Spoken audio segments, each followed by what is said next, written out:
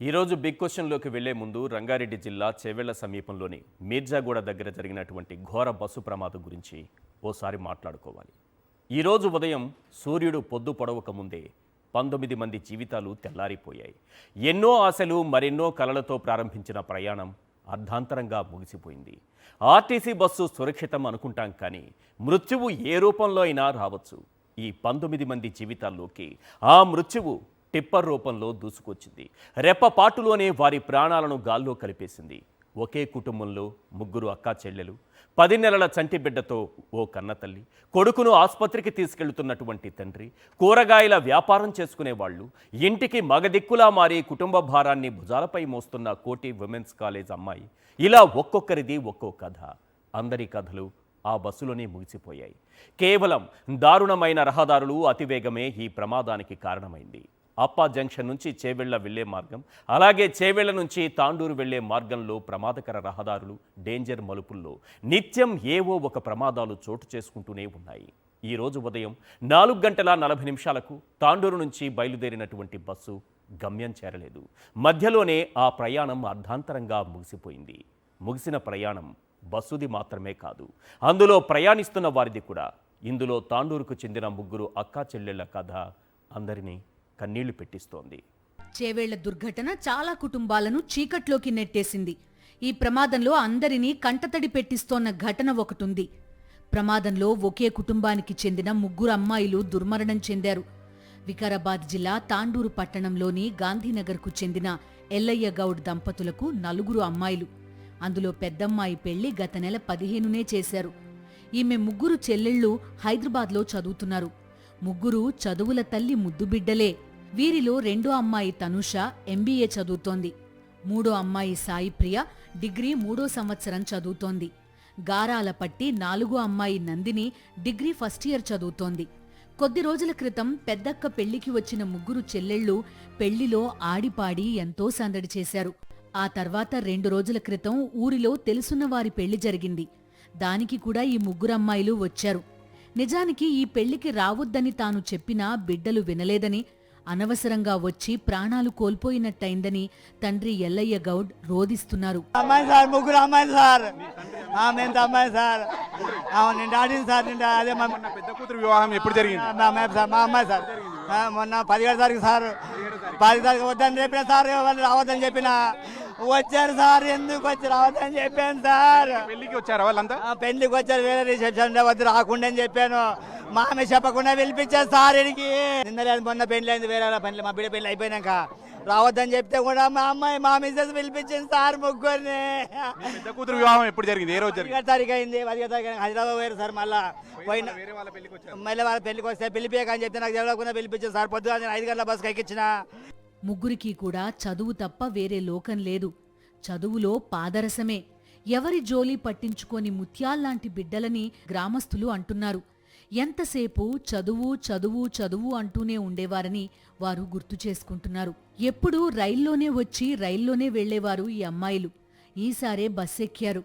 అదే చివరి యాత్ర అయిపోవడం కుటుంబంలోనే కాదు, గ్రామంలోనే విషాదం నింపింది. చాలా బంగారం లాంటి పిల్లలు అలా చూసి అందరం మురిసిపోతుండే. ఆడపిల్లలు అంటే ఇట్లుండాలని చాలా ఎడ్యుకేషన్ లో ఇట్లా చాలా బాగున్నారన్న పిల్లలు. మేమందరం మా పిల్లలు అనుకుని ఉంటామన్న. వాళ్ళ అక్క పెళ్లి రీసెంట్ గా 1 మంత్ కూడా ఓన్లీ 15 days అయింది.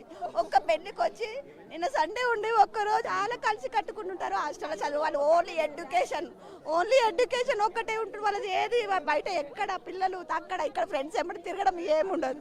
కానీ ఎప్పుడు ట్రైన్కి వచ్చేవాళ్ళు, కానీ కిస్మత్ బాగాలేదంటే వాళ్ళు బస్కి వచ్చారు.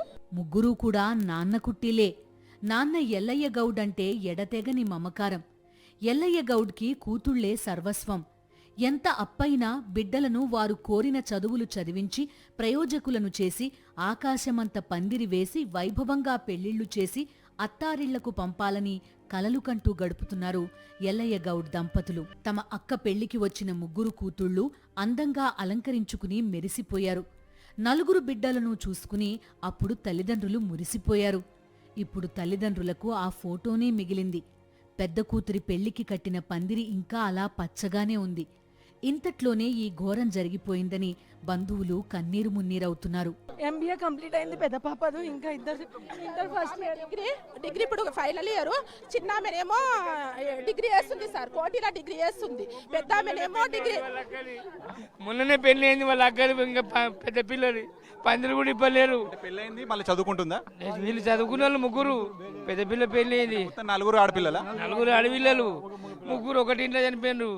దేవుడా, పందులు కూడా ఇవ్వలేరు. ఇంకా ప్రమాదంలో ముగ్గురు ఒకేసారి కానరాని లోకాలకు వెళ్లిపోవడంతో తల్లిదండ్రులను ఓదార్చడం ఎవరి వల్ల కావడం లేదు. ప్రత్యేకించి తల్లి పరిస్థితి మరీ దారుణం. ఆమెకు లోకమంతా చీకటైపోయింది. ఎన్నో ఆశలు పెట్టుకున్న ఎల్లయ్య గౌడ్ దంపతుల గుండెల నిండా కన్నీరే. వారిని ఎవరు ఓదార్చగలరు? ఈ దారుణ ఘటనకు ఎవరు సంజాయిషీ ఇచ్చుకుంటారు? అధ్వాన్నమైన రోడ్డు ప్రమాదానికి కారణం అంటున్నారు.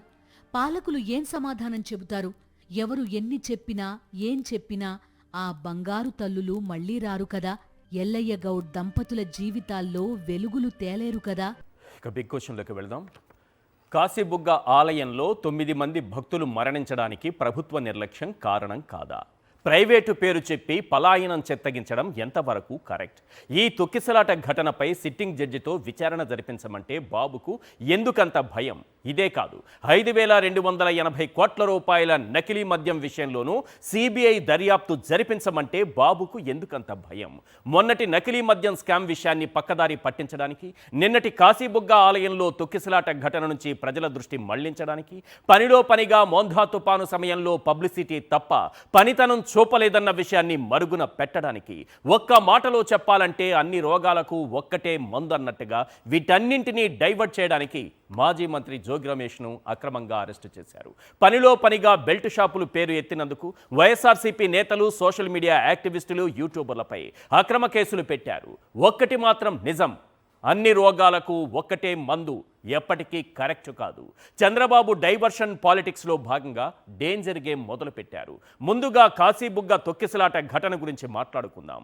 9 మంది భక్తుల ప్రాణాలు పోవడానికి సర్కారు నిర్లక్ష్యం కారణం కాదా?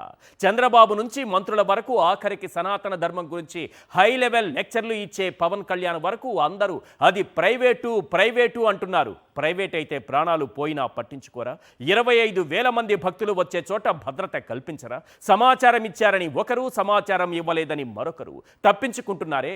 ముందుగా ఈ ఘటనపై చంద్రబాబు ఏమన్నారు, కాశీబుగ్గ వెంకటేశ్వర స్వామి ఆలయ ధర్మకర్త ఏమన్నారో ఒక్కసారి మనం స్క్రీన్ పైన చూద్దాం. కాశీబుగ్గ టౌన్లో ఒక ప్రైవేటు వ్యక్తి వెంకటేశ్వర దేవాలయాన్ని కట్టాడు. అక్కడి నుంచి కార్తీక మాసం ఈరోజు చాలామంది అక్కడ దర్శనానికి వెళ్ళిపోయారు. కనీసం ఆయన చేసినప్పుడు పోలీసుకు కూడా చెప్పలేదు. చెప్పుంటే పోలీస్ ప్రొటెక్షన్ పెట్టి ఎక్కడికక్కడ కంట్రోల్ చేసేవారం. 9 మంది తొక్కిడికి గురయ్యి చనిపోయే పరిస్థితికి వచ్చారు. సార్ మరి ముందుకున్న పోలీసులకు సమాచారం ఇవ్వలేదు సార్? అందరికి పోలీసులకి ఎవరికి అందరికి అంటే రద్దీ ఎక్కువగా ఉంది కదా, మరి పోలీసులకు ముందస్తు సమాచారం ఇవ్వాల్సిన బాధ్యత ఉంది కదా అని మనం నిర్ణయిస్తుంది ఇవాళ కాదు.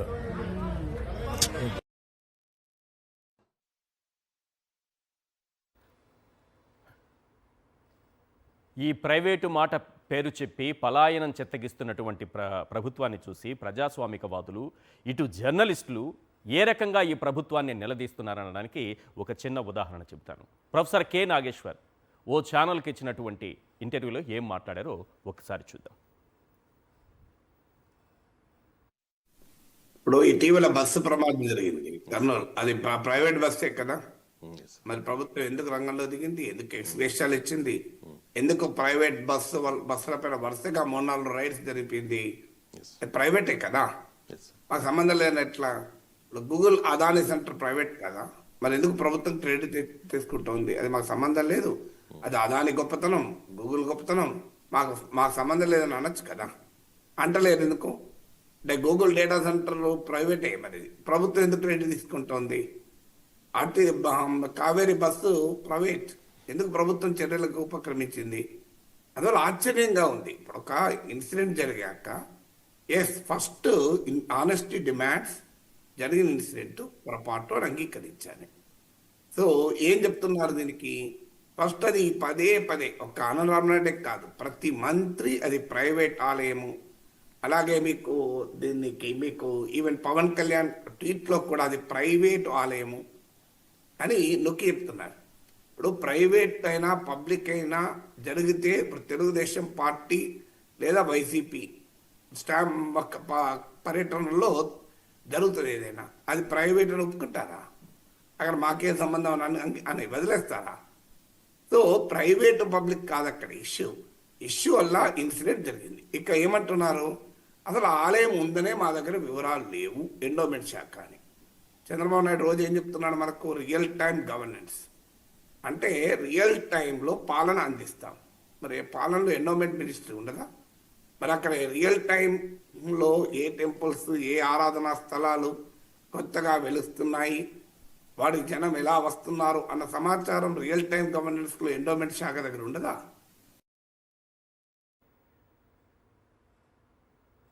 శనివారం ఉదయం ఈ తొక్కిసలాట ఘటన జరిగితే ఆదివారం ఉదయం కల్లా వైఎస్ఆర్సీపీ నేత మాజీ మంత్రి జోగి రమేష్ అరెస్టు జరిగిపోయింది. అసలు నకిలీ మద్యం ప్లాంట్ పెట్టింది ఎవరు? ఆఫ్రికా మోడల్ను ఆంధ్రప్రదేశ్కు తీసుకొచ్చింది ఎవరు? నకిలీ మద్యం వ్యాపారంతో 5,280 కోట్ల రూపాయలకు స్కెచ్ గీసింది ఎవరు? అందులో కరకట్ట ప్యాలెస్కు చేరిన పర్సెంటేజ్ ఎంత? దొరికిన దొంగలు ఏ ముఠాకు చెందిన వారు?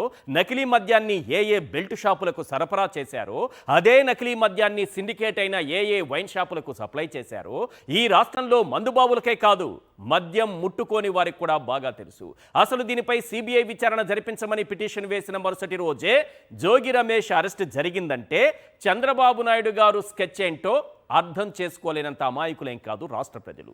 ఒక్క దెబ్బకు 2 పెట్టెలన్నట్టుగా అటు తొక్కిసలాట ఘటనపై ప్రజల దృష్టిని మళ్లించవచ్చు, ఇటు నకిలీ మద్యం స్కామ్ను వైఎస్ఆర్సీపీ పైకి తోసేయచ్చు. టోటల్గా చంద్రబాబు మొదలుపెట్టిన ఈ గేమ్ డేంజర్ గేమ్లా మారిందా? ఇవాళ చర్చలో పాల్గొంటున్నారు రామ్నాథ్ గారు, సీనియర్ అనలిస్ట్, అలాగే శేఖర్ రెడ్డి గారు, వైఎస్ఆర్సీపీ అధికార ప్రతినిధి.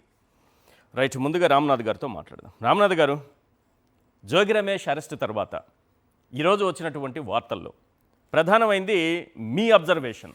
ఎందుకంటే మీరు కొన్ని విషయాలను చాలా క్షుణ్ణంగా పరిశీలించి పట్టుకుంటూ ఉంటారు. ఈ 3 కోట్ల రూపాయల ముడుపులు అనేటటువంటి అంశానికి సంబంధించి నేను యాక్చువల్లీ ఆ పేపర్ని కూడా చూపించాలనుకున్నా, ఒకరోజు ఆగి చూపిద్దామని. ఎందుకంటే మా పేపర్లో వాడద్దు అని అంటున్నారు. ఒక వార్తని యాక్చువల్లీ ఈనాడు దినపత్రిక, నేను ఒక యాడ్ చూసుంటారు మీరు. ఒక వార్త పత్రికను నేను కొన్న తర్వాత 7 రూపాయలు ఇచ్చి లేదా 5 రూపాయలు ఇచ్చో ఒక వార్తాపత్రికను కొన్న తర్వాత దాన్ని ఏం చేసుకుంటాననేది నా ఇష్టం. కానీ నువ్వు వాడద్దు, దాన్ని ఎక్కడా చూపించొద్దు, ఎక్కడా చదివి వినిపించొద్దు, ఈ పేపర్ని పబ్లిక్లో పెట్టద్దు అన్నట్టుగా వాళ్ళు మాట్లాడుతున్నారు. సరే, దానిపైన తర్వాత వెళ్దాం. కానీ మీ అబ్జర్వేషన్ ఈరోజు ఒక్క ఈనాడు దినపత్రికలో మాత్రం వచ్చినటువంటి వార్తకు సంబంధించి జోగి రమేష్ అరెస్ట్ అనేది అక్రమ అరెస్ట్ అని తేల్చినట్టుగా కనిపిస్తోందా? గారు, మీకు శేఖర్ రెడ్డి గారికి నమస్కారం. ఈరోజు ఎప్పుడైనా కానీ ఒక సత్యాన్ని ప్రజెంట్ చేసేటప్పుడు దానికి ఒకే రూపం ఉంటుంది, ఎప్పుడైనా కానీ సత్యానికి నిజానికి. కానీ ఒక స్క్రిప్ట్ రాసేసుకుని ఒక ఫ్యాబ్రికేటెడ్ గా ఏదైనా సృష్టించాలనుకున్నప్పుడే రకరకాల ఇబ్బందులు వస్తాయి. ఈరోజు ఈనాడు పత్రికలో ఏం రాశారు అంటే సింపుల్ గా ఒకే వార్త, అంటే పైన కింద, అంటే 2 విలేకరులు రాశారో మరి ఏం రాశారో తెలియదు, కానీ ఒకే పత్రికలో ఒకే పేజ్ లో పక్కనే వార్తల్లో ఒక చోట ఏమని రాశారు, జోగి రమేష్ సెప్టెంబర్ 23న జోగి రమేష్ దగ్గరికి జనార్దన్ రావు వెళ్ళారు, నీకు 3 కోట్ల రూపాయలు ఇస్తాను, ఇక నువ్వు ఆఫ్రికాకి వెళ్ళిపో అని చెప్పారు. దాంతో ఆ డీల్ కుదరంగానే ప్రలోభ పెట్టంగానే వెళ్ళిపోయారని చెప్పారు. అంటే ఆ వర్షన్ ఏంటి, సెప్టెంబర్ 23వ తేదీన 3 కోట్ల రూపాయలు ఇస్తానని జోగి రమేష్ చెప్పాడు, ఆ డీల్ ఓకే చేసుకొని జనార్దన్ రావు ఆఫ్రికా వెళ్ళిపోయారు అనేది అక్కడ. ఆ పక్కలోనే ఏం రాశారు, మళ్ళా నువ్వు చంద్రబాబు నాయుడికి కూటమి ప్రభుత్వం మీద మనం బురద చల్లాలి, కాబట్టి నువ్వు వెళ్ళి అక్కడ మొలకల చెరువులో ఒక నకిలీ మద్యం ప్లాంట్ ఏర్పాటు చేయి, నీకు 3 కోట్ల రూపాయలు ఇస్తాను అని చెప్పి ప్రలోభ పెట్టారు అని చెప్పి మళ్ళీ పక్కనే రాశారు. అంటే ఒక చోటేమో మొత్తం ప్లాంట్ పెట్టడానికి ముందు నుంచే జోగి రమేష్ సపోర్ట్ చేస్తున్నాడని రాశారు, ఇంకో చోట వచ్చేసరికి లేదు సెప్టెంబర్ 23వ తేదీన వీళ్ళకి డీల్ కుదిరింది 3 కోట్ల రూపాయలు ఇచ్చేలాగా అని రాశారు. ఇలా ఎందుకు రాశారు అంటే ఏది నిజం ఏది నిజం కాదు, నిజం అంటే ఏదో ఒక్కటే రాసేవాళ్ళు, 2 రకాలుగా రాశారు అంటే దాంట్లో ఏది నిజం లేదన్నది కూడా అర్థమవుతుంది. ఇక్కడ ఇంకో విషయం ఏంటంటే చాలా సింపుల్ గా జయచంద్రారెడ్డిని కాపాడే ప్రయత్నం చేశారు. ఎందుకు చేశారు, ఏం రాశారు, ఇలా ప్లాంట్ పెట్టాలి అక్కడ నకిలీ మద్యం ప్లాంట్ అని చెప్పగానే ఆ విషయాన్ని జనార్దన్ రావు వెళ్ళి జయచంద్రారెడ్డికి చెప్పాడు. ఫస్ట్ జయచంద్రారెడ్డి నిరాకరించాడు, ఆ తర్వాత మౌనంగా ఉన్నాడు ఆ తర్వాత ఇంకా ప్లాంట్ పెట్టేశారు అని సింపుల్ గా రాశారు. నిజంగానే ఇదంతా నిజమైతే జయచంద్రారెడ్డిని ఎందుకు ఇంత వెనకేసుకొస్తున్నారు? ఆయన ద్రోహి కదా మీ దృష్టిలో? అవును. తెలిసి కూడా ప్రభుత్వానికి ఇంత చెడ్డ పేరు వచ్చేలాగా చంద్రబాబు నాయుడు గారి సొంత జిల్లాలో తన నియోజకవర్గంలో ఒక నకిలీ మద్యం ప్లాంట్ ఏర్పాటు చేస్తే ఆ విషయం తన దృష్టికి వచ్చినా సరే మౌనంగా ఉన్నారు అంటే జయచంద్రారెడ్డి చంద్రబాబు నాయుడుకి తెలుగుదేశం పార్టీకి ద్రోహం చేసినట్టు కదా. అప్పుడు ఈ మీడియా సిద్ధాంతాల ప్రకారం వెంటనే జయచంద్రారెడ్డిని కఠినంగా శిక్షించాలని అనాలి కదా. అలా అనుకోకుండా జయచంద్రారెడ్డికి తెలుసు, తొలుత నిరాకరించారు, కానీ ఆ తర్వాత మౌనంగా ఉన్నారు అంటే జయచంద్రారెడ్డి చాలా మంచి వ్యక్తి అని చెప్తున్నారు. ఒక డౌట్ సార్, సామాన్యుల్లో ఉన్న డౌట్ ఏంటంటే అసలు జయచంద్రారెడ్డిని ఎందుకు అరెస్ట్ చేయలేదు? జయచంద్రారెడ్డిని ఎందుకు అరెస్ట్ చేయడం లేదు అనే దానికి ఒక అనుమానం ఏంటంటే జోగి రమేష్ గారు సిబిఐకి ఇవ్వండి అని వేశారు హైకోర్టులో. వెంటనే తీసుకొచ్చి అరెస్ట్ చేసేశారు. ఈ కేసు సిబిఐకి ఇస్తే అనుకున్నట్టుగా సెలెక్టివ్ గా దర్యాప్తు జరగదు, మొత్తం మూలాల దగ్గర నుండి వస్తుంది. జయచంద్రారెడ్డి ఇన్వాల్వ్మెంట్ ఉందన్నది చాలా క్లియర్. ఆయన పిఏ మొత్తం వ్యాన్ లో వేసుకొని జిల్లాలకు సరఫరా చేశారు అన్నది నిజం. ఆయన నియోజకవర్గంలో జరిగింది. జనార్దన్ రావు జయచంద్రారెడ్డి చాలా సన్నిహితులు, ఆఫ్రికాలో బిజినెస్ చేస్తుంటారు, లిక్కర్ బిజినెస్ అన్నది కూడా తెలుసు. ఇప్పుడు సిబిఐ వాళ్ళు ఎంటర్ అయితే మొత్తం ఏమేం జరిగింది దందా అని చెప్పేసి మొత్తం బ్యాంక్ షీట్లతో సహా అన్ని తీస్తారు అకౌంట్. అప్పుడు ఎన్నికల సమయంలో ఏమైనా లావాదేవీలు జరిగాయా? తెలుగుదేశం పార్టీ మీడియానే చెప్తోంది చాలా డబ్బులు ఉన్నాయి, డబ్బులు ఖర్చు పెడతాడని జయచంద్రారెడ్డికి టికెట్ ఇస్తే ఎన్నికల్లో డబ్బులు ఖర్చు పెట్టలేదు ఈయన అని చెప్తున్నారు. ఎన్నికల్లో ఖర్చు పెట్టకపోయి ఉండొచ్చు, కానీ ఆ తర్వాత ఏమైనా ఒప్పందాలు జరిగాయేమో, లేకుంటే హఠాత్తుగా పారాచూట్ వేసుకుని వచ్చిన ఆయనకి ఎమ్మెల్యే టికెట్ ఎలా ఇచ్చేశారు, అప్పటి వరకు ఉన్న నాయకుడిని పక్కన పెట్టి, అంటే ఏదో జరిగింది. సో సిబిఐకి వెళ్తే ఇవన్నీ బయటకు వస్తాయి. జోగి రమేష్ గారిని ఇలా ఇరికించడం అన్నది సాధ్యం కాదు కాబట్టి ఈ ప్రయత్నం చేస్తున్నారు అన్నది అయితే చాలా క్లియర్ గా అర్థమవుతుంది. ఇది మొత్తం ఫ్యాబ్రికేట్ అనేది ఈజీగా అర్థమైపోతుంది. ఎవరు కూడా ఇప్పుడున్న పరిస్థితుల్లో జోగి రమేష్ అనే వ్యక్తి ఆయన మీద ఆల్రెడీ వాళ్ళ రాడార్ లో ఉన్నారు. కుమారుడిని ఒకసారి అరెస్ట్ చేశారు, ఇంకా వేధిస్తూనే ఉన్నారు, పాత కక్షలు ఉన్నాయి. అలాంటప్పుడు ఏ మాజీ మంత్రి అయినా సరే పోయి అది ముఖ్యమంత్రి సొంత జిల్లాలో ఒక నకిలీ మద్యం ప్లాంట్ పెట్టు, నీకు 3 కోట్ల రూపాయలు ఇస్తానని చెప్పి ఎవరైనా కానీ అంత రిస్క్ తీసుకుంటారా? బలిపీఠం మీదకి ఎవరైనా ఎక్కుతారా? ఇదంతా చాలా సింపుల్ గా అర్థమవుతోంది.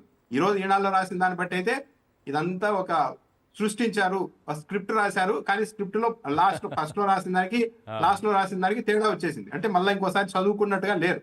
ఒక చోట రిపోర్టరు అదొక రిపోర్టరు, లేకపోతే ఇదొక సబ్ ఎడిటరు అదొక సబ్ ఎడిటరు, ఇద్దరు వేరు వ్యక్తులు చేసిన తప్పిదంగా కనిపిస్తుందా మీకేమైనా? అంటే నిజం అయితే ఎంతమంది రాసినా ఒకటే రాయాలి కదా ఈశ్వర్ గారు, నిజం అన్నది అయితే ఒకటే ఉంటుంది. అలా కాకుండా ఒకే పేజీలో ఒకే పత్రికలో పక్క వార్తల్లోనే ఇంత తేడా. సెప్టెంబర్ 23న 3 కోట్లు ఇచ్చేలా ప్రలోభ పెట్టారని ఒక చోట, లేదు ప్లాంట్ పెట్టే సమయంలోనే అంతకు ముందే ప్రలోభ పెట్టారు అని చెప్పి ఇంకో చోట రాస్తున్నారు. అసలు ఎవరైనా కానీ 3 కోట్ల రూపాయలు ఇస్తాను పోయి ముఖ్యమంత్రి సొంత జిల్లాలో నువ్వు నకిలీ మద్యం ప్లాంట్ ఏర్పాటు చేయండి చేస్తారా? జనార్దన్ రావు ఏమన్నా కిడ్డా, ఏమన్నా ఎలిమెంటరీ స్కూల్లో చదువుతున్నాడా?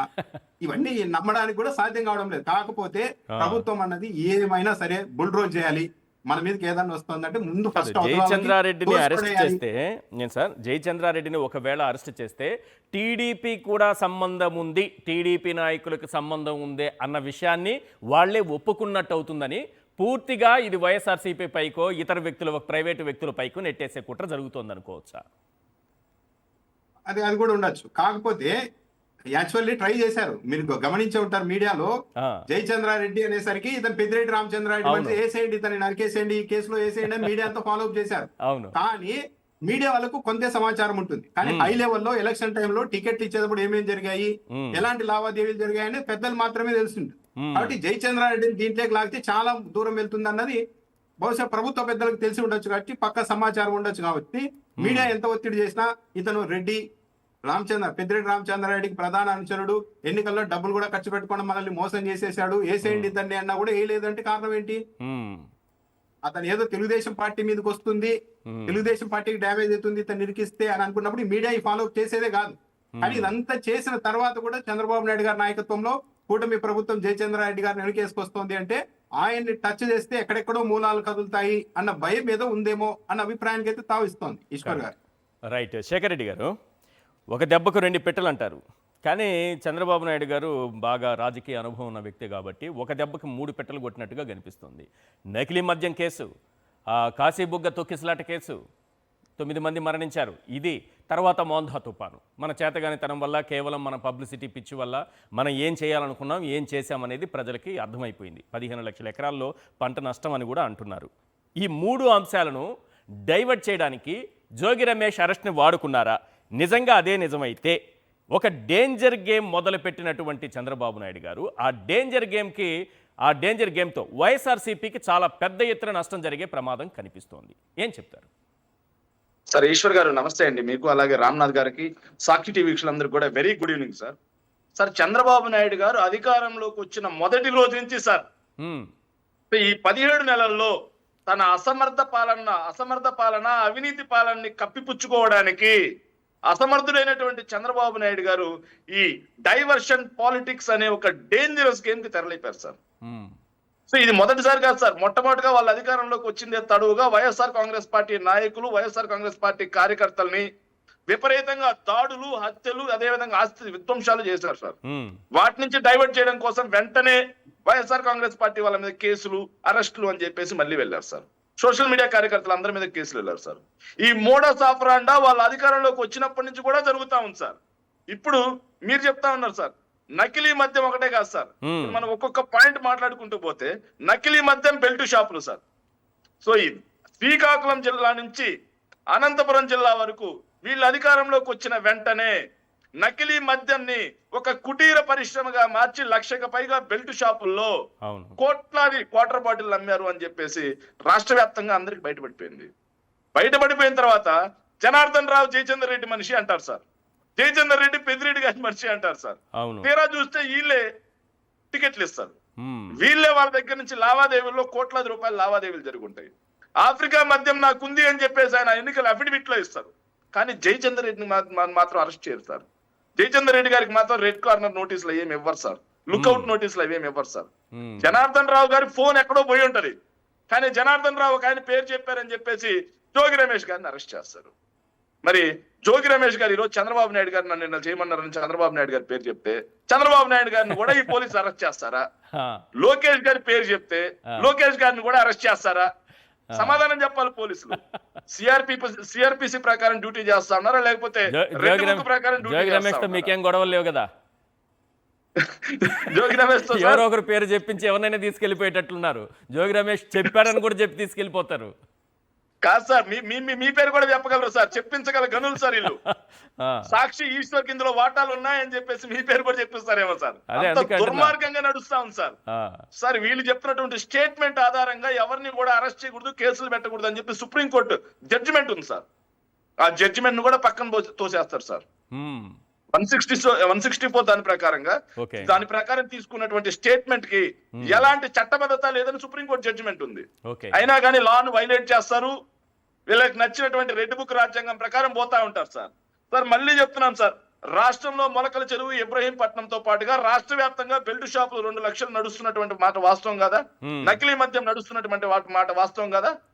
సో ఈ నకిలీ కల్తీ మద్యం ద్వారా బెల్ట్ షాపుల వల్ల ఏదైతే కర్నూలు దగ్గర బస్సు ప్రమాదం జరిగి 19 మంది అమాయకులు అగ్నికి ఆహుతైపోతే దాన్ని ప్రశ్నిస్తే వైఎస్ఆర్ కాంగ్రెస్ పార్టీ అధికార ప్రతినిధులు, YSR Congress party social media వాళ్ళు, యూట్యూబర్స్, మీడియా వాళ్ళ మీద కేసులు పెట్టి వేధిస్తా ఉన్నారు. ఇది డైవర్షన్ పాలిటిక్స్. 27 మంది పైన పెట్టారు. బెల్ట్ షాప్ అయినా మూపించారా? ఒక్క బెల్ట్ షాప్ ని సార్ ఈ రోజు మా అధికార ప్రతినిధులు అక్కడికి వెళ్ళున్నారు కర్నూలులో, కనుక్కుంటే వాస్తవం తెలిసింది సార్. వాళ్ళ మీద కేసు పెట్టారంట సార్. బస్సు మీద ఏమని పెట్టారంటే A1 Vemuri Kaveri travels driver, A2 Vemuri Kaveri travels owner అంట సార్. అంటే డ్రైవర్ పేరుండదా? ఓనర్ పేరుండదా? లేదు. ఓనర్ ని ఇప్పటి వరకు ఎందుకు అరెస్ట్ చేయలేదు? లేదు. సో తప్పులు చేసిన వాళ్ళని అరెస్ట్ చేయడం వదిలేసి, బెల్ట్ షాపుల వల్ల ప్రాణాలు పోతుంటే వాటిని మూపించడం వదిలేసి, బెల్ట్ తీస్తా అని చెప్పి మాట్లాడిన చంద్రబాబు నాయుడు ఈ రోజు వైఎస్ఆర్ కాంగ్రెస్ పార్టీలో ప్రశ్నిస్తున్న వాళ్ళ మీద కేసులు పెడతా ఉన్నారు. ఒక విషయం గమనించాలి శేఖర్ రెడ్డి గారు, బస్సు ప్రమాదం బెల్ట్ షాపుల వల్ల జరిగిందని సరే అందరూ మాట్లాడారు. ఇప్పటి వరకు ప్రభుత్వం దానికి ఆన్సర్ చెప్పలేదు. బెల్ట్ షాపులో వాళ్ళు తాగారనడానికి వాళ్ళ మూమెంట్స్ ఏ టైం నుంచి ఏ టైం వరకు ఎక్కడెక్కడ ఎలా సాగిందనేది ఇప్పటి వరకు బయట పెట్టలేదు. పక్కన పెడదాం. బస్సు ప్రమాదంలో 19 మంది చనిపోయారు సార్. తొక్కిసలాట్లో 9 మంది చనిపోయారు సార్. మొత్తం 28 సార్ లెక్క. మొత్తం 28. ఇప్పుడు ఈ బెల్ట్ షాపుల వల్లే బస్సు ప్రమాదం జరిగిందని చెప్పినందుకు 27 మంది పైన కేసు పెట్టారు సార్. కేసులు పెట్టారు. ఒక జోగి రమేష్ ని అరెస్ట్ చేశారు సార్ ఈ నకిలీ మద్యం దీంట్లో. ఇది 28 సార్. కేసులు పెట్టింది 27 ప్లస్ 1 అరెస్ట్ 1 28, అక్కడ చనిపోయింది 19 ప్లస్ 9 28, 28 లెక్క సరి చేసింది. చూసారా? ఇది యాదృచ్ఛికం అనుకుంటున్నారా? ఈ లెక్కని ఎట్లా సరి చేశారో చూసారా? అందుకే డేంజరస్ గేమ్ అంటారు సార్. జయచంద్ర నాయుడు అరెస్ట్ చేయరు, బెల్ట్ షాపులు నరికట్టరు సార్. స్ట్రైట్ గా అడుగుతున్నాం సార్, ఈ ప్రభుత్వానికి చిత్తశుద్ధి ఉంటే సిట్టింగ్ జడ్జి చేత ఎందుకు నకిలీ మద్యం మీద విచారణ చేయించట్లేదు? సిబిఐ చేత ఎందుకు విచారణ చేయించట్లేదు? లక్ష్మీపురంలో బెల్ట్ షాప్ ఉంది, అక్కడ తాగారు అని చెప్పి వైఎస్ఆర్ కాంగ్రెస్ పార్టీ నుంచి మేము అంతా ఆరోపిస్తున్నాం కదా. మరి ఆ లక్ష్మీపురం బెల్ట్ షాప్ యొక్క సీసీ ఫుటేజ్ తీయండి. వెనక్కి కూర్చున్న అతను ఎర్రిస్వామి అంటే సార్ 4 క్వార్టర్లు తాగాం మేము అంటున్నారు. వీళ్ళు కొన్నది వైన్ షాప్ లో 3 క్వార్టర్లు, మరి 4వ క్వార్టర్ ఎక్కడి నుంచి వచ్చింది? 1 గంట వరకు ఎలా తాగారు? దానికి పెట్టండి బయట, అడిగితే కేసులు. ఇది నారావారి రెడ్ బుక్ రాజ్యాంగం అంటారు సార్ దీన్ని. ఇక సార్ ఇంకో విషయం సార్, మళ్ళీ మాట్లాడాల్సింది సార్, తొక్కిసలాట గురించి కూడా కన్క్లూడ్ చేసి ఆ సబ్జెక్ట్లోకి వెళ్దాం. ఇది కన్క్లూడ్ చేసి ఆ సబ్జెక్ట్లోకి వెళ్దాం. ఇందులో ఇంతకుముందు మీరు ఎత్తుకున్న పాయింటే సామాన్యుడికి వచ్చేటటువంటి ప్రశ్న ఇది. రామ్నాథ్ గారు మీరు చెప్పండి, ఇప్పుడు జనార్దన్ రావు A1గా ఉన్నారు, ఆయన ఎవరి పేరు చెప్తే నాకు జోగి రమేష్తో సంబంధాలు ఉన్నాయి, ఆయన చెప్తేనే చేశాను అన్నట్టుగా, రేపు జోగి రమేష్ ఎవరి పేరైనా చెప్పొచ్చు. చంద్రబాబు నాయుడు గారి పేరు, లోకేష్ పేరు, పవన్ కళ్యాణ్ పేరు, ఎవరి పేరైనా చెప్తారు. తీసుకెళ్ళిపోతారా వాళ్ళని? అంత అమాయకంగా ఉంటారని చంద్రబాబు నాయుడు గారి పేరు చెప్తే చంద్రబాబు నాయుడు గారిని ప్రభుత్వంలో అరెస్ట్ చేస్తారా? చేయరు. అదే జగన్మోహన్ రెడ్డి గారి పేరు చెప్తే అదే తీసుకెళ్లరు కదా, విచారణ జరుగుతుంది కదా. అవును. ఇప్పుడు ఏమైపోయిందంటే, ఇప్పుడు ఇదివరకు ఆ పాత వైసీపీఎంలో ఏదో స్కామ్ జరిగిందని చెప్పి ఒక లిక్కర్ కేసు పెట్టారు. దాన్ని మొత్తం ఇలాగే నడిపారు కదా. ఏది ఒకరిని తీసుకురావడం, ఒక స్టేట్మెంట్ ఇచ్చారు, కానీ ఆయన సంతకం చేయలేదంటారు. మళ్ళీ ఆయన సంతకం చేయలేదు, వాంగ్మూలం ఇచ్చారు అని చెప్పి ఇంకోని తీసుకురావడం, ఇలా అరెస్ట్ చేసుకుంటూ వెళ్ళిపోయారు. నెలల తరబడి అయితే అందరినీ లోపల పెట్టగలిగారు కదా. ఇది కూడా అంతే సేమ్. జోగి రమేష్ గారికి దీంట్లో ఏదో నిరూపితం అవుతుంది, శిక్ష పడుతుంది అనేది కాదు, మొత్తం వ్యవస్థ మన చేతుల్లో ఉంది. కాంప్రమైజ్ ఒక వ్యక్తి ఒక పేరు చెబితే వాళ్ళని అరెస్ట్ చేసేస్తారా? మనం చెప్పించుకొని ఎవరినైనా అరెస్ట్ చేయొచ్చా? రేపు ఇలాంటి డేంజర్ గేము, రేపు అధికారంలో ఉన్న పార్టీ ఒకవేళ అట్లాంటి ఆ పార్టీ వీళ్ళు ఇది కాదనుకుందాం, రేపు ఒకవేళ వైఎస్ఆర్సీపీని అధికారంలోకి వచ్చి ఇలాంటి డేంజర్ గేమ్ వాళ్ళు మొదలు పెడితే ఇక ప్రజాస్వామ్యం ఏముంటుంది? ఇప్పుడు ఆల్రెడీ వైసీపీ వాళ్ళు కూడా అంటున్నారు, చాలా నేర్పిస్తున్నారు మాకి, మేమేదో పైన భగవంతుడు ఉన్నాడు, కింద ప్రజలు ఉన్నారని 5 ఏళ్ళు అమాయకంగా మోసపోయాం వైసీపీ వాళ్ళము. మీరు చాలా నేర్పిస్తున్నారు చంద్రబాబు నాయుడు గారు, చంద్రబాబు నాయుడు గుర్తించలేకపోయాం అంటున్నారా? అవును. ఇప్పుడు గ్యారెంటీగా గవర్నమెంట్ మారిన తర్వాత వాళ్ళు కూడా చేయొచ్చు, ఇది ఆ స్థాయికి తీసుకెళ్లారు. ఇప్పుడు ఏమైపోయిందంటే మొత్తం రాష్ట్రం మీద సిస్టమ్ అనేది కాంప్రమైజ్ అవడం వల్ల ఈ అనర్థాలన్నీ వస్తున్నాయి. ఇప్పుడు ఏపీలో ఉన్న పోలీసులు అద్భుతమైన పోలీస్ ఆఫీసర్లు ఉన్నారు, చాలా బలంగా పనిచేసే పోలీసులు ఉన్నారు. కానీ చంద్రబాబు నాయుడు గారు వీళ్ళని ఎక్కడ వాడుతున్నారు? పొలిటికల్ గవర్నెన్స్ అని చెప్పి ఆ సిస్టమ్ లోనికి తెచ్చుకున్నారు. ప్రజల భద్రత కాకుండా తెలుగుదేశం పార్టీ ప్రయోజనాలకు ఒక ప్రైవేట్ సైన్యంలో వాడడం మొదలు పెట్టారు. రేపు ఒక 100 మంది పలానా ఊర్లో వైసీపీ వాళ్ళు ఏదైనా ఒక నిరసన కార్యక్రమం చేస్తున్నారని చెప్పండి, ఆ 100 మంది పేర్లు కూడా చెప్పాల్సిన అవసరం లే. పోలీసులు మరి ఒక రోజు ముందే వెళ్ళి ప్రతి ఒక్కరి ఆ 100 మంది ఇల్లు ఎక్కడున్నాయో కనుక్కొని, మరి ఆ 100 మంది ఎవరో వాళ్ళే కనుక్కొని ప్రతి ఒక్కరికి నోటీసులు ఇచ్చి మీరు రావడానికి వీల్లేదని వస్తారు. అలాంటి బలంగా పనిచేసే పోలీసులు ఒక చోట 25,000 మంది ఒక ఆలయం దగ్గర పోగవుతున్నారంటే మాకు సమాచారం లేదు అని అంటున్నారంటే ఏంటిది?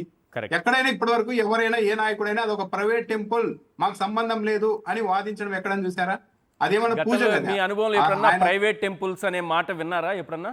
టెంపుల్స్ విషయంలో ఇదే మాట ఏ వైసీపీలో అయి ఉంటే ఈ పొద్దుడికి మొత్తం బీజేపీ వాళ్ళు ఆర్ఎస్ఎస్ అందరినీ దింపేసి అసలు గుళ్ళని అవమానిస్తారా? ప్రైవేట్ స్ట్రక్చర్లు అంటారా? అవేమన్నా పూజ గది అనుకుంటున్నారా? మీకు ఇదేనా తెలిసింది అని అనేవాళ్ళు. అని ఇప్పుడు అంటున్నది చంద్రబాబు నాయుడు గారు కాబట్టి ఎవరు మాట్లాడడం లేదు. అది విచిత్రమైన పరిస్థితి. ప్రైవేట్ ఆలయాలు ఏంటి? అసలు ఆలయాలు కట్టిందే అదే పూజ గది కాదు, ఆయన సొంత ఇంట్లో కట్టుకోలేదు. ఆలయం కట్టిందే అందరూ భక్తులు రావాలని. మరి ప్రైవేట్ ఆలయం అని ఎలా అంటారు? రేపు పొద్దున ఇళ్లలో దొంగతనాలు జరుగుతాయి, అవన్నీ ప్రైవేట్ ఇల్లు అండి, మాకేం సంబంధం అంటే ఎలక్షన్ల టైంలో మీరు ఏమైనా చెప్పారా? ప్రభుత్వ కార్యాలయాల్లో, ప్రభుత్వం గుర్తించిన ఆలయాల్లో, ప్రభుత్వ స్థలాల్లో జరిగే నేరాలు ఘోరాలకు మాత్రమే ఈ రాష్ట్ర ప్రభుత్వం బాధ్యత వహిస్తుంది. మీ ఇళ్లలో దొంగలు పడ్డా, మీ ఇంటి దగ్గర ఏం జరిగినా, ఏదైనా ఒక ఆలయానికి భక్తితో వెళ్ళిపోయి అక్కడ పోయి ఏదో తొక్కిసలాట జరిగినా మాకు సంబంధం లేదని చెప్తారా? పైగా ఎక్కడి వరకు వెళ్ళిపోయారంటే విచిత్రంగా తెలుగుదేశం పార్టీ వాళ్ళు ఇక ఎవరినాలో తెలియక ఈ విషయంలో వైసీపీ వాళ్ళకి ఏది లేదు, ఏమి అనేది లేక ఈ ప్రవచనకారులతో వచ్చిందండి మొత్తం. వెళ్ళిపోండి గుళ్ళకి, భక్తికి పోండి అని చెప్తారు, అంతా పోయి ఆడపడతారు, ఇట్లా జరుగుతుందండి అని చెప్పి ప్రవచనకారులని, ప్రముఖులైన గతంలో వాడేశారు ప్రవచనకారులను కదా కూడా తిట్టేస్తారు. ఈ ఆయుధాన్ని గతంలో మన పుష్కరాల్లో తొక్కిసలాటకు వాడేశారు, మళ్ళీ దీనికి కూడా వాడుతున్నారు దాన్ని. బ్రహ్మాండంగా వాడుతున్నారు. సోషల్ మీడియాలో అంతా ఇదే ప్రవచనకారులు అంతా ఇలా చెప్తున్నారు, పలానా రోజు గుడికి వెళ్ళండి అని చెప్తున్నారని. యాక్చువల్లీ ప్రవచనకారులు కావచ్చు వీళ్ళంతా చెప్తున్నది ఏది, ఎక్కడైనా కానీ జనం అన్నది భక్తి వైపు వెళ్తే, అది ఏ మతమైనా కావచ్చు, ఒక ఆధ్యాత్మికత వైపు వెళ్తే సమాజంలో శాంతి నెలకొంది. అందుకని వాళ్ళు అది చెప్తూ ఉంటే ఈ గుళ్ళ దగ్గర మెయింటైన్ చేయలేక, సదుపాయాలు కల్పించలేక ఇలా మాట్లాడుతున్నారు. సరే, పైగా ప్రైవేట్ ఆలయం అంటున్నారు. ఇది ఇప్పుడే జరిగిందా? తిరుపతిలో తొక్కిసలాట జరిగింది, అక్కడ చనిపోయారు. అక్కడ ఇంకోరి మీద తోసే ప్రయత్నం చేశారు. సింహాచలంలో జరిగింది. జరగంగానే హోంమంత్రి గారు వెళ్ళి విత్ ఇన్ నిమిషాల్లోనే ఈ గోడ గత ప్రభుత్వంలో ఏమో కట్టారేమో ఆలోచన చేస్తామని చెప్పారు. లేదు మేడం, మనమే కట్టాము, వారం క్రితమే కట్టామనేసరికి సైలెంట్ అయిపోయారు. ఇప్పుడు ఇక్కడ జరిగింది. ఇప్పుడు ఇక్కడ ప్రైవేట్ టెంపుల్ మాకు సంబంధం లేదు అని అంటున్నారు. అంటే ప్రభుత్వం తన మీద తాను నమ్మకం కోల్పోయింది. ఎస్, జరిగింది, దీన్ని ఏదో మరోసారి జరగకుండా చేస్తాం అని చెప్పే పరిస్థితుల్లో కూడా లేదు. పోలీసులు ఎందుకు ఇలా అయిపోయారు? పోలీస్ సిస్టమ్ ఇంత బలంగా ఉన్న ఏపీ పోలీసులు ఎందుకు అయిపోయారు అంటే, చంద్రబాబు నాయుడు గారు వాళ్ళని ఒక స్టాన్స్ లోనికి, ఒక భ్రమంలోనికి తీసుకెళ్లారు. అవును, మీ కళ్ళ ముందే బెల్ట్ షాపులు కనిపిస్తూ ఉంటాయి గ్రామాల్లో, కానీ వాటి జోలికి వెళ్ళకూడదు. మీ కళ్ళ ముందే జూద కేంద్రాలు నడుస్తూ ఉంటాయి. పవన్ కళ్యాణ్ గారికి కూడా ఫిర్యాదులు చేస్తూ ఉంటారు రాష్ట్ర వ్యాప్తంగా ఉన్న వాళ్ళు, కానీ మీరు తెలుగుదేశం పార్టీ వాళ్ళు నడుపుతుంటారు కాబట్టి వాటి జోలికి వెళ్ళకూడదు. ఇసుక తరలిస్తూ ఉంటారు, కానీ మీరు ఏం అడ్డు చెప్పకూడదు. ఇలా చెప్పుకుంటూ వాళ్ళ పోలీసుల మెదడులోనికి అంతా హైజాక్ చేసి చంద్రబాబు నాయుడు గారు ఎక్కించడం వల్ల, సరే ఆ గుళ్ళ దగ్గర 25,000 మంది పోగయ్యారన్నా కూడా పోలీసులు ఇది మనకి సంబంధించిన అంశం కాదేమో, ఇర్రెలవెంట్ సబ్జెక్ట్ ఏమో మనకి అన్న ఒక భ్రాంతికి లోనవుతున్నారు. వచ్చింది. ఇప్పుడు ఎలా అయిపోయింది? మనం ప్రజల్ని కాపాడాల్సిన అవసరం లేదు, లా అండ్ ఆర్డర్ ని పరిరక్షించాల్సిన అవసరం లేదు. లోకల్లో ఉన్న ఎమ్మెల్యే, మినిస్టర్, ఎంపీల మద్దతు కూడగట్టుకుంటే చాలు, మన పోస్టింగులకి, మన హవాకి ఎదురే ఉండదన్న స్థాయికి పోలీసులు వచ్చేసారు. అందుకే చూడండి, 24 గంటలు సోషల్ మీడియాలో ఎవరు పోస్టులు పెట్టారు, బెల్ట్ షాపులకు వ్యతిరేకంగా ఎవరు మాట్లాడుతున్నారు, వీటి మీద ఫోకస్ పెడుతున్నారు. కానీ మిగతా లా అండ్ ఆర్డర్ మీద ఎక్కడ పెడుతున్నారు? ఎందుకు పెట్టడం లేదు అంటే, ఇప్పుడు సోషల్ మీడియాలో వైసీపీ వాళ్ళ మీద ఎన్ని కేసులు పెట్టాడు పలానా పోలీస్ అధికారి అనే దాన్ని బట్టి రేటింగ్ ఇచ్చే స్థాయికి రాష్ట్ర ప్రభుత్వం వెళ్ళిపోయిన తర్వాత ఇక పోలీసులు లా అండ్ ఆర్డర్ ని ఎక్కడ పర్యవేక్షిస్తారు? ప్రజలకు ఎక్కడ న్యాయం జరుగుతుంది? ఇది కదా ప్రమాదకరమైన అంశం. ఇక్కడే మొత్తం సిస్టమ్ అంతా కాంప్రమైజ్ అయింది. చంద్రబాబు నాయుడు గారు పొలిటికల్ గవర్నెన్స్ పేరుతో పోలీసుల్ని మొత్తం ఇలా తేవడం వల్లే రాష్ట్రంలో జరగరానివన్నీ వరుసగా జరుగుతూనే ఉన్నాయి. చివరకు బెల్ట్ షాప్ గురించి మాట్లాడారు. ఆ బస్సు ప్రమాదంలో బెల్ట్ షాప్ లో మద్యం తాగారు, అందుకే అంటున్నారు కదా. నిజంగా రాష్ట్ర ప్రభుత్వానికి చిత్తశుద్ధి ఉంటే పోలీసులు సవాల్ చేయాల్సింది ఏంటి? అసలు ఈ బెల్ట్ షాప్లు ఎక్కడున్నాయి చూపించండి, స్టేట్ లో మేము చూసుకుంటాము రండి అని సవాల్ చేయాలి. అది చేయడం లేదు. బెల్ట్ షాపులు ఉన్నాయని ఒకవైపు అంగీకరిస్తూ అవి ఒక ఉపాధి కేంద్రాలుగా వాళ్ళే ప్రొజెక్ట్ చేస్తూ, బెల్ట్ షాపుల వల్ల ప్రమాదం లేదని ఒకవైపు ప్రచారం చేస్తూ, ఆ బస్సు విషయంలో మాత్రం మీరు బెల్ట్ షాపుల ప్రస్తావన ఇచ్చారు కాబట్టి మిమ్మల్ని కేసులు పెడతామని చెప్పి కేసులు పెడుతున్నారంటే, ఇంకో సందర్భంలో ఇంకొకటి ఎవడు కూడా బెల్ట్ షాపుల గురించి, లిక్కర్ గురించి మాట్లాడకూడదని భయపెట్టి బ్లాక్ మెయిల్ చేయడమే కదా ఇది. అవును, రైట్. శేఖర్ రెడ్డి గారు, అంటే ఒక ఆలయము ఎవరో ఒకరు నిర్మించిన ఆలయమే కదా. వెంకటేశ్వర స్వామి ఆలయం అయినా సరే తిరుపతిలో తొండమాన్ చక్రవర్తి ఆనందనిలయాన్ని కట్టారని అంటారు. సో మొన్న తొక్కిసలాట జరిగింది కాబట్టి తొండమాన్ చక్రవర్తి వంశీకులు ఎక్కడున్నారో వెతకమని చెప్తారా చంద్రబాబు నాయుడు గారు? కాదు కదా, ఎవరో ఒకరు కట్టిందే కదా. 95లో చంద్రబాబు నాయుడు గారు అధికారంలోకి వచ్చిన తర్వాత కట్టిన దేవాలయాలు కావు కదా. కాదు సార్, అలాగే ఉంది సార్. చూస్తుంటే దేవాదాయ శాఖ మంత్రి మాట్లాడిన మాటలు విన్న తర్వాత వీళ్ళకి దేవాలయాల మీద ఉన్నటువంటి భక్తి, శ్రద్ధ, చిత్తశుద్ధి అర్థమైపోయింది సార్. ముందుగా ఒక మాట చెప్పాలి సార్, బెల్ట్ షాపుల గురించి లాస్ట్ లో చివరిగా ఒక మాట మాట్లాడారు సార్. సో మొన్న ఒక డిబేట్ చూశాను సార్, తెలుగుదేశం పార్టీకి ఏదైతే బాగా ప్రోగా ఉండే ఒక ఛానల్ చర్చా కార్యక్రమంలో ఒక దిగ్గజ విశ్లేషకుడు సూటు బోట్ వేసుకొని కూర్చుంటాడు సార్. ఆయన మాట్లాడుతున్నాడు సార్, బెల్ట్ షాపులు ఉంటే తప్పేంటి, అవి ఒక జీవనోపాధి అంట సార్. బెల్ట్ షాపులు జీవనోపాధిగా మాట్లాడే వాళ్ళు దిగ్గజ విశ్లేషకుడు రూపంలో మీకు ఆయనైనా విశ్లేషకుడు సార్, ఆయనైనా విశ్లేషకులు. మాజీ మంత్రిగా అప్పటి టీడీపీ ప్రభుత్వంలో బీర్ హెల్త్ డ్రింక్ గా ప్రమోట్ చేసినట్టు జవహర్ గారు బీర్ ని హెల్త్ డ్రింక్ అంటారు సార్. సో ఇంత దుర్మార్గమైన తెలుగుదేశం మద్యాన్ని విచ్చలవిడిగా పారించే వీళ్ళు పరిపాలనకు అర్హులా కాదే అనేది చాలా మంది ఆలోచన చేయాలి సార్. ఇక తొక్కిసలాట సార్, చంద్రబాబు నాయుడు గారు 2014 నుంచి 19 మధ్యలో గోదావరి పుష్కరాల పేరుతో 29 మందిని తన పబ్లిసిటీ కోసం చంపేసి మాట్లాడిన మాట ఏంటి సార్? ఏం కుంభమేళలో చచ్చిపోలా, జగన్నాథ చక్రాల కింద చచ్చిపోలా, బస్సు ప్రమాదాల్లో చచ్చిపోలా అని చెప్పి చనిపోయిన భక్తుల పట్ల కూడా అంత అవహేళనగా మాట్లాడిన ముఖ్యమంత్రి, దాదాపు ఇంత ఏదైతే చనిపోయిన వాళ్ళ మీద కనీసం కట్టసి కూడా చూపించకుండా కర్కశంగా మాట్లాడినటువంటి ముఖ్యమంత్రిని ఎవరు చూసుంటారు సార్? ఆయన వీళ్ళ అధికారంలోకి వచ్చిందే తడవుగా సార్.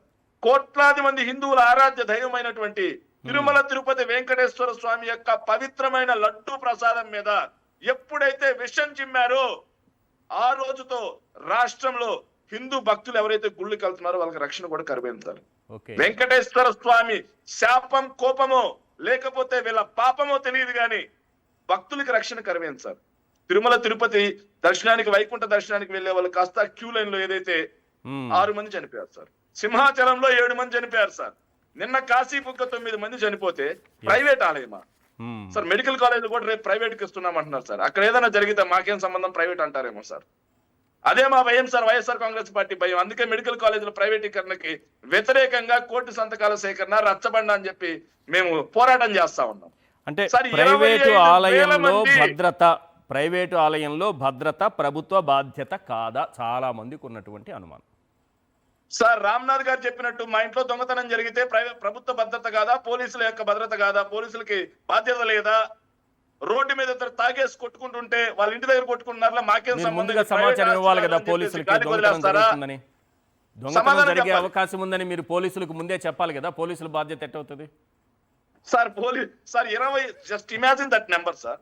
ఒక 100 మంది ఒక చోట గుమిగూడితే అక్కడ ఖచ్చితంగా బహిరంగ సభ గాని సమావేశాలు గాని లేకపోతే ఆధ్యాత్మిక కార్యక్రమాలు గాని 100 మంది గుమిగూడితే అక్కడ అంబులెన్స్ కంపల్సరీ ఉండాలి, ప్రోటోకాల్ ప్రకారం భద్రత చేపట్టాలి అని చెప్పి చట్టం చెప్తా ఉంది సార్. చెప్తా ఉన్నా సరే జస్ట్ ఇమాజిన్ సార్, ఒక్క నెంబర్ నేను చెప్తాను సార్. 25,000 మంది ఒక చోట గుమిగూడుతున్నారంటే ఆ దారిలో వాహనాల తాకిడి రద్దీ ఎంతలా ఉంటుంది? అది పోలీసులకు తెలియదా? కరెక్ట్. ఇంటెలిజెన్స్ రాష్ట్రంలో చచ్చిపోయిందా? కరెక్ట్. లా అండ్ ఆర్డర్ పడకేసిందా? కరెక్ట్. అడిగితే సమాధానం చెప్పకుండా చంద్రబాబు నాయుడు గారు నిన్న కూడా ఎదురుదాడి చేశాడు సార్. భక్తులకు క్రమశిక్షణ ఉండాలంట సార్. అంటే మీకు బాధ్యత ఉండదా? భక్తుల రక్షణ పట్ల మీకు చిత్తశుద్ధి ఉండదా? మరి భక్తులనే కాపాడుకునే దానికి మీరు ఎందుకయ్యా దేవాదాయ శాఖ? దానికి ఎందుకయ్యా ఒక మంత్రి? రక్షణ కాపాడాల్సినటువంటి పోలీస్ శాఖ ఏమైంది? దానికి ఎందుకు ఒక హోం మంత్రి? లా అండ్ ఆర్డర్ ని చేతిలో పెట్టుకున్నటువంటి మీరెందుకు ముఖ్యమంత్రి? సమాధానం చెప్పకుండా తిరిగి భక్తుల మీదనే ఒక నిర్వేదంలో జరుగుతాయి, ఇలాంటి ప్రమాదాలు జరగకూడదు. అదేంటి సార్ అది? నిర్వేదంలో ముఖ్యమంత్రి గారు మాట్లాడతారా? ఏదైనా ప్రమాదం జరిగితే ఇంకా జరగకుండా అయినా చర్యలు చేపట్టాలి, ఆ దిశగా అడుగులు వేయాలి. వేయకపోగా అదేదో డిజాస్టర్ అయినట్టుగా మాట్లాడుతూ ఉంటే ఇంకా ముఖ్యమంత్రి ఎందుకు? వీటి నుంచి డైవర్షన్ చేయాలి కాబట్టి మాట్లాడిన వాళ్ళ మీద కేసులు, రాసిన వాళ్ళ మీద కేసులు, అదేవిధంగా జోగి రమేష్ గారు అరెస్ట్ సార్. ఇవి కాకుండా సార్ వరదలు సార్. రాష్ట్రంలో ఈ 16 నెలల్లో 16 విపత్తులు వచ్చాయి సార్. ఒకవైపు రైతన్నకి ప్రభుత్వం నుంచి ఎలాంటి సాయం అందకపోగా, మద్దతు ధర లేక, అకాల వర్షాలతో, అకాల ఎండలతో, చీడపీడలతో రైతన్న కుదేలైపోయాడు సార్. ఈ రాష్ట్రంలో రైతన్న నడ్డి విరిగిపోయింది. అలాంటి రైతన్న 6 కాలం కష్టపడి పంట పండిస్తే ఈ రోజు మోందా తుఫాన్ వచ్చి 15 లక్షల ఎకరాల్లో 11 లక్షలలో వరి, వేరుశెనగ, మొక్కజొన్న ఇవన్నీ కలిపి పత్తి 15 లక్షల ఎకరాల్లో పంట నష్టం జరిగింది సార్. వైఎస్ఆర్ కాంగ్రెస్ పార్టీ అధికారంలో ఉన్నప్పుడు సార్, మేము అధికారంలో ఉన్నప్పుడు ఉచిత పంటల బీమా తీసుకొచ్చి 85 లక్షల మంది రైతులకి 70 లక్షల ఎకరాల్లో ఉచిత ఇన్సూరెన్స్ ఇచ్చాం సార్. మేమే ప్రీమియం కట్టాం, గర్వంగా చెప్తాం సార్. సో గవర్నమెంట్ ప్రీమియం చెల్లిస్తే 5 ఏళ్లలో 54.55 లక్షల రైతులకు 7,802 కోట్ల పరిహారం కూడా అందింది సార్. రబీలో నష్టపోతే రబీ ఎండింగ్ లోనే, ఖరీఫ్ లో నష్టపోతే ఖరీఫ్ ఎండింగ్ లోనే నేరుగా రైతన్న ఖాతాకు అందించాం మేము. రైతులను ఆదుకున్నాం మేము. రైతు భరోసా కేంద్రాల ద్వారా విత్తనం నుంచి విక్రయం వరకు రైతుకు అండగా నిలబడ్డాం. కానీ వీళ్ళు రియల్ టైం గవర్నెన్స్ అంటారు, ఆడ కూర్చుంటారు, పెద్ద పెద్ద కెమెరాలు పెడతారు, పెద్ద పెద్ద కంప్యూటర్లు పెడతారు. మోందా తుఫాన్ మోకరెళ్ళిందని ఒక ఆయన మాట్లాడతారు, కుదరలేదు కానీ తుఫాన్ని చుట్టూ తిప్పి పడేస్తున్నాను ఒక ఆయన మాట్లాడతారు. ఇంకొక ఆయన అయితే మంత్రి కూర్చొని లోకేష్ గారి దెబ్బకి, చంద్రబాబు నాయుడు గారి దెబ్బకి, పవన్ కళ్యాణ్ గారి దెబ్బకి మోందా తుఫాన్ పక్క రాష్ట్రానికి పారిపోయింది అంటారు. కానీ ఏడ చూస్తే రియాలిటీలో 15 లక్షల మంది రైతులు పంట నష్టపోయి ఈ రోజు ప్రభుత్వం నుంచి పరిహారం అందక, ప్రభుత్వం ప్రీమియం చెల్లించక, ఇన్సూరెన్స్ లేక అల్లో లక్ష్మణ అని చెప్పి ఎంట్రన్స్ సీసాలకి ఉరితాలకి బలయ్యే పరిస్థితి ఉంటే ముఖ్యమంత్రి గారు ఏమో లండన్ వెళ్ళిపోతారు. ఆడున్న డిప్యూటీ సీఎం ఎక్కడున్నాడో ఎవరికి తెలియదు. ఇక ముఖ్యమంత్రి అయినటువంటి నారా లోకేష్ ఏమో ముంబై వెళ్ళి క్రికెట్ మ్యాచ్లు చూసుకుంటా ఉంటాడు. వీటన్నిటిని డైవర్ట్ చేయాలి కాబట్టి జోగి రమేష్ గారు అరెస్ట్, మాట్లాడిన వాళ్ళ మీద కేసులు, రాసిన వాళ్ళ మీద కేసులు సార్. ఇక సార్ ఇళ్ల ప్రభుత్వంలోనే అప్పులు సార్. రేపు కూడా 3,000 కోట్లు చేస్తా ఉన్నారు సార్. 2,30,000 కోట్ల అప్పులు దాటిపోయాయి. వీటి గురించి ఎవరు మాట్లాడకూడదు. డైవర్షన్ పాలిటిక్స్, అరెస్టులు, మహిళల మీద అఘాయిత్యాలు సార్. 25,000 మంది మహిళల మీద అఘాయిత్యాలు జరిగాయి సార్. అసెంబ్లీలో కేవలం 8 నెలల్లోనే 16,000 మంది మహిళల మీద నేరాలు జరిగాయని చెప్పేసి హోంమంత్రి అనిత గారే క్వశ్చన్ అవర్ లో ఒప్పుకున్నటువంటి పరిస్థితి సార్. వీటన్నిటి గురించి అడుగుతున్నారు కాబట్టి అరెస్టులు, కేసులు, ఇంకా అక్రమ నిర్బంధాలు సార్. ఇవి కాకుండా సార్ చివరిగా ఒక విషయం చెప్తాను సార్. పవన్ కళ్యాణ్ గారి గురించి మాట్లాడాలి సార్. ఈ పీపీపీ అనగానే నాకు పవన్ కళ్యాణ్ గారే గుర్తొస్తారు సార్. చంద్రబాబు నాయుడు గారు ప్రతిసారి పీపీపీ అంటారు సార్. చంద్రబాబు నాయుడు గారు పవన్ కళ్యాణ్ ఎందుకు గుర్తొస్తారంటే సార్, అధికారంలో లేనప్పుడు మహిళల మీద ఏదన్నా జరిగితే నేనున్న తోలు తీస్తా, తాట తీస్తా అంటారు సార్. ఈ 16 నెలల్లో జరిగిన వాటిల్లో 90% మంది తెలుగుదేశం, జనసేన పార్టీ వాళ్ళే ఉన్నారు అఘాయిత్యాలు చేసిన వాళ్ళలో. కానీ ఏ ఒక్కరి మీద పవన్ కళ్యాణ్ గారు తోలు తీరు, తాట తీరు, no voice, silent sir. Sir ఇంకో విషయం సార్, అప్పుల మీద, కులం మీద, వీటన్నిటి గురించి మాట్లాడారు. ఈ రోజు వాళ్ళకి సంబంధించినటువంటి పార్టీ వాళ్ళనే, తెలుగుదేశం పార్టీ వాళ్ళు కుక్కలను కొట్టినట్టు కొడుతున్నారు, నో వాయిస్ సార్. కానీ ఆయన మాత్రం ఎందుకుంటారంటే పీపీపీ, ఒక పీ వచ్చేసి పవర్ కోసం, అంటే రాజకీయంగా పవర్ లో ఉండాలి. ఇంకో పీ వచ్చేసి ప్రోటోకాల్ కోసం సార్, ఆ ప్రోటోకాల్ కావాలి. ఇంకో పీ వచ్చి ప్యాకేజ్ కోసం సార్. ఈ పీపీపీ సంబంధించి ఈ ట్రిపుల్ పీ పవన్ కళ్యాణ్ ఏమైపోయాడో తెలియదు. ఆయన గురించి వైఎస్ఆర్ కాంగ్రెస్ పార్టీ వాళ్ళు ప్రశ్నిస్తారు కాబట్టి ఈ డైవర్షన్ పాలిటిక్స్ సార్. చివరిగా చెప్పేది ఏంటంటే సార్, ఈ డైవర్షన్ పాలిటిక్స్ తో ఈ ప్రభుత్వం యొక్క డైవర్షన్ పాలిటిక్స్ తో ఈ ప్రభుత్వం పరిపాలన కంపుగా ఉంటే ఈ డైవర్షన్ పాలిటిక్స్ అనే దాంతో తీసుకొచ్చి ఆ డైవర్షన్ పాలిటిక్స్ అనే సెంట్ కొట్టి మా పరిపాలన బాగుంది అన్నంత మాత్రాన ఆ కంపు ఎక్కడికి పోదని చంద్రబాబు నాయుడు గారు గుర్తించుకోవాలి సార్. రైట్. రామ్నాథ్ గారు, రేపు ఈ మోందా తుఫాను వల్ల నష్టపోయినటువంటి ఆ ప్రాంతాలను, ఆ రైతుల్ని, ఆ ప్రాంతానికి వెళ్తున్నారు, రైతుల్ని పరామర్శించబోతున్నారు జగన్మోహన్ రెడ్డి గారు. సరే, ఇది పక్కన పెడితే మోందా తుఫాను వేళ చంద్రబాబు నాయుడు గారికి ఇచ్చినటువంటి ఎలివేషన్, చంద్రబాబు నాయుడు గారికి ఇచ్చినటువంటి పబ్లిసిటీ నిజంగానే ఆయనకి ప్లస్ అయిందా? ఈశ్వర్ గారు, మనం లాస్ట్ వీకే దీని మీద మాట్లాడుకున్నప్పుడు ఒకటి అనుకున్నాం ఏంటి, చంద్రబాబు నాయుడు గారు ఎప్పుడైనా కానీ తుఫాన్ వచ్చేటప్పుడు తీరం దాటే వరకు చాలా యాక్టివ్గా ఉంటారని. అంటే అప్పటి వరకు మన చేతుల్లో ఏముండదు కాబట్టి ఆడ ఆర్టీజీఎస్ లో కూర్చొని మొత్తం మనం అటు చేస్తున్నాం, ఇటు చేస్తున్నాం అని చెప్తారు. మనం అనుకున్నాం ఇంకా చూడండి, 4 రోజుల తర్వాత దీని గురించి, తుఫాన్ గురించి అక్కడ డిబేటే పెట్టారు తెలుగుదేశం పార్టీ వాళ్ళు. ఎగ్జాక్ట్ గా అదే జరిగింది. ఎందుకు అంటే దీని గురించి ఇక 4 రోజుల తర్వాత కూడా మాట్లాడితే పరిహారం సంగతి ఏంటి అంటారు. చంద్రబాబు నాయుడు గారు ప్రతిపక్షంలో ఉన్నప్పుడు 50,000 ఇవ్వాలి వాణిజ్య పంటలు గారు నాకు, ఇప్పుడు 70,000 ఇవ్వాల్సి. వరికి అప్పట్లో 20,000, ఇప్పుడు 30,000 ఉంది డిమాండ్. కానీ చివరకు తెలంగాణలో కూడా మేము ఇంత ఇస్తాం అని ఆల్రెడీ ప్రకటించారు, ఎకరాకి ఇంత ఇస్తామని. కానీ మన దగ్గర ఆ చర్చే లేదు. చంద్రబాబు నాయుడు గారు లండన్ వెళ్ళిపోయారు. నిన్న నారా లోకేష్ గారు క్రికెట్ మ్యాచ్ చూసేకి వెళ్ళారు. ఈ టైంలోనే జోగి రమేష్ గారిని అరెస్ట్ చేశారు. తుఫాన్ మీద చర్చ లేకుండా చేశారు. ఏం చేశారు, మొత్తం తుఫాన్ అంతా చంద్రబాబు నాయుడు గారే కంట్రోల్ చేశారు. ఒకరు మోకరిల్లిందంటే పార్థసారథి గారు, మరి దురదృష్టకరం, మంత్రి గారు పార్థసారథి గారు ప్రెస్ మీట్ పెట్టి చంద్రబాబు నాయుడు గారు, నారా లోకేష్ గారు, పవన్ కళ్యాణ్ గారు ఆర్టీజీఎస్ లో కూర్చోవడం చూసి ఇదే మాట అన్నారు, తుఫాను పారిపోయి తెలంగాణలో కురిసింది వర్షంగా అన్నారు. మరి అంటే రేవంత్ రెడ్డి గారు అంటే తుఫానికి భయం లేదేమో. ఈ మాటలు అన్న తర్వాత ఆ మాట పార్థసారథి గారు అనగానే, ఆ మాట పార్థసారథి గారు నేను చాలా మేమ్స్ చూశాను సార్. ఈశ్వర్ గారు, చాలా మీమ్స్ ఏమని వచ్చిందంటే పవన్ కళ్యాణ్ గారు, నారా లోకేష్, అదే విధంగా చంద్రబాబు నాయుడు గారు తుఫాన్ మీద బాక్సింగ్ ఆడుతున్నారు సార్. తెప్పగా తెలంగాణ పారిపోయింది సార్. ఒక మంత్రి గారు నిజంగా నవ్వుకున్నాం సార్ చాలా మంది. మంత్రి గారు మాట్లాడాల్సిన మాటలు అవి. రైట్. అది అనగానే డైవర్షన్ కి మళ్ళీ మీడియా దిగింది. ఈసారి ఏమని చెప్తున్నారు అంటే విపరీతంగా ట్రోల్. ఇప్పుడు 95 లో అయితే నిజంగా నమ్మిన వాళ్ళు కూడా ఉన్నారు, చంద్రబాబు నాయుడు గారు నిజంగానే ఏదో చేస్తున్నారేమో. కానీ 25 లో అది సాధ్యం కావడం లేదు. ఎప్పటికప్పుడు సోషల్ మీడియాలో మొత్తం ఏమేం జరుగుతుంది, ఎలా మాట్లాడుతున్నారు, ఎందుకు, ఎంతో రియాలిటీ అనేది వస్తుంది. ఈ నేపథ్యంలో మీడియా రంగంలోని దిగి సాక్షి వాళ్ళు కూడా మా చంద్రబాబు నాయుడు గురించి మా వాళ్ళే కాదు ఎలివేషన్స్ సాక్షిలో కూడా ఇచ్చారు. ముఖ్యమంత్రిగా లేకపోయినా సరే ప్రజల్ని కాపాడిన వ్యక్తి జగన్మోహన్ రెడ్డి అని వాళ్ళు కూడా చెప్పుకుంటున్నారు అని ప్రచారం చేస్తున్నారు. చిత్రంగా ఏంటి ఇదని చూస్తే చెప్పిన సందర్భం ఏంటి, చంద్రబాబు నాయుడు గారే చెప్పారు, కాటంనేని భాస్కర్ గారే చెప్పారు, 5,000 కమాండ్ సెంటర్లను ఏర్పాటు చేశాం గ్రామ వార్డు సచివాలయాల్లో అని. ఈ వ్యవస్థను మొత్తం చేసింది జగన్మోహన్ రెడ్డి. మొత్తం అక్కడ ప్రజల్ని అప్రమత్తం చేసిందంతా జగన్మోహన్ రెడ్డి గారు తెచ్చిన సచివాలయ ఉద్యోగులు.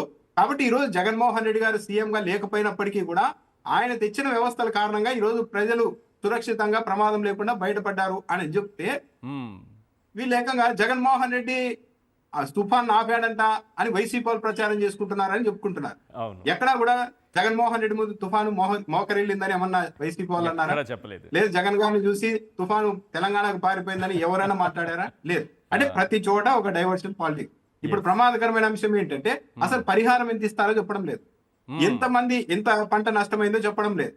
జస్ట్ జోగి రమేష్ అరెస్ట్ చేసి మళ్ళా ఈరోజు ఇంకో కొత్త టాపిక్ మొదలు పెట్టారా, అది రేపటికి ఏమైనా ఇంకా ఎక్కువ హైలైట్ చేస్తారేమో చూడాలి. అది నల్లపరెడ్డి ప్రసన్న కుమార్ రెడ్డి గారిని టార్గెట్ గా పెట్టుకుని అప్పుడే 2-3 టీడీపీ లీడర్లు ప్రెస్ మీట్ పెట్టేశారు. మరి దాన్ని కూడా ఇప్పుడు డైవర్షన్ కి వాడతారేమో, రేపు ఎల్లుండి ఎంతవరకు తీసుకెళ్తారు అన్నది కూడా చూడాలి. అంటే మొత్తం మీద వరుసగా జరుగుతున్నాయి, కంట్రోల్ లేదు, ఆటో మోడ్ లోకి వెళ్ళిపోయిందేమో రాష్ట్రం, ఎవరి చేతుల్లో లేదేమో అన్న పరిస్థితుల్లో జరిగిన ప్రతిసారి ఇది మాకు సంబంధం లేదు, ఇది మాకు సంబంధం లేదు. తిరుపతిలో జరిగితే అది గత ప్రభుత్వానికి సంబంధించిన వాళ్ళు, లేకుంటే కొందరు అధికారులు. సింహాచలంలో జరిగితే అది వాళ్ళది, ఇది ప్రైవేట్ గుడి, బస్సు ప్రైవేట్ది, తాగింది బెల్ట్ షాప్ లో కాదు, మామూలు మద్యమే తాగారు, లైసెన్స్డ్ మద్యమే తాగారు, తప్పేం కాదు అని ఇలా రకరకాలుగా ప్రచారం చేసుకుంటూ వెళ్తూ ఉన్నారంటే మొత్తం ఇది రాష్ట్రం అన్నది ఎవరి చేతుల్లో లేదు. తెలుగుదేశం పార్టీ పెద్దలు కూడా అర్థమైందేమో. కాబట్టి ఏదో ఒకటి అయితే ఒకటి ఏంటంటే వీళ్ళ దురదృష్టం, ఎంత డైవర్ట్ చేద్దాం అనుకున్నా సరే ప్రతి నెలకు 2-3 అంశాలు పెద్ద వచ్చి పడుతున్నాయి. ఏదో ఒక పెద్ద ఇష్యూ వచ్చి పడుతూనే ఉంది. బాగా చెప్పారు మీరు, కరెక్టే చెప్పారు, పడుతూనే ఉంది. అది కూడా మీరు బాగా గమనిస్తే ఇవన్నీ సెన్సిటివ్ గా సున్నితమైనవి, కానీ Telugu Desam party official Twitter account లోకి వెళ్ళి చూస్తే ప్రతి నెలకు ఒక్కో నెలకి కనీసం 30-40 ట్వీట్లు తిరుమల లడ్డు మీద ఇప్పటికే ఇస్తున్నారండి ఈశ్వర్ గారు. అంటే ఇప్పుడు వెంకటేశ్వర స్వామి మీద నిజంగా భక్తి ఉంటే, ఏదైనా జరిగిందని వీళ్ళు అనుకుంటూ ఉంటే దాన్ని ప్రచారం చేయకుండా ఆపితే స్వామి మీద భక్తి మీద విశ్వాసం ఉంటుంది, దైవం మీద. కానీ పదే వరుస పెట్టి ట్వీట్లు వేయడాలు, లడ్డూలు అది జరిగింది అనడాలు, తిరుమలలో అది జరిగింది అనడాలు, ఇలా చేస్తూ ఉన్నారంటే ఒక వెంకటేశ్వర స్వామి మాటన రాజకీయం చేస్తున్నారు. మరీ ముఖ్యంగా చంద్రబాబు నాయుడు గారు ఎక్కడికి వెళ్ళినా నన్ను వెంకటేశ్వర స్వామి అలిపిరి వద్ద కాపాడారు అని చెప్తారు. అంటే ఏంటి, నేను చేసే చర్యలన్నిటికీ కూడా వెంకటేశ్వర స్వామి యాక్సెప్టెన్సీ ఉందని చెప్పి ప్రజల్లో ఒక యాక్సెప్టెన్సీ తెచ్చుకునేందుకు కూడా ప్రయత్నిస్తున్నారు. ఇవి చాలా ప్రమాదకరమైనవి, చాలా దురదృష్టకరమైన రాజకీయాలు. కానీ ఎక్కడ ఆపుతున్నట్టు కూడా కనిపించడం లేదు. బహుశా అంటే మన సెంటిమెంట్లు ఇవన్నీ చెప్పడానికి లికప్ చేయడానికి లేదు, కానీ ఇలాంటి రాజకీయాలు చేయడం వల్లే వరుసగా వైష్ణవ ఆలయాల్లో వరుసగా ఇలాంటి ఘటనలు ఏమైనా జరుగుతున్నాయా అన్నది ఒకసారి పండితులు కూడా చెప్పాలి, ప్రభుత్వ పెద్దలు కూడా సూచనలు చేయాలి.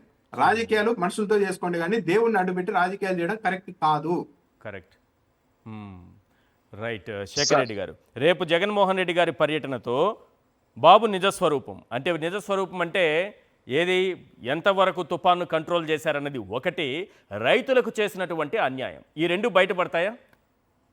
100% బయటపడతాయి సార్. చంద్రబాబు నాయుడు గారు మేము మళ్ళీ చెప్తున్నాం సార్, జాగ్రత్తగా ఉండాలి ఏం జరుగుతుందో డైవర్షన్ పాలిటిక్స్ లో భాగంగా. సార్ 16 నెలల్లో 16 విపత్తులు వస్తాయి సార్. పోయిన ఏడాది రబీలో జరిగిన వాటికి ఈ ఏడాది రబీ వరకు దిక్కులేదు సార్. ఎవరికి రైతులకు పరిహారం అందల. పోయిన ఏడాది ఖరీఫ్ లో నష్టపోయిన రైతుకి ఈ ఏడాది ఖరీఫ్ లో వరకు నష్టపరిహారం అందలేదు సార్.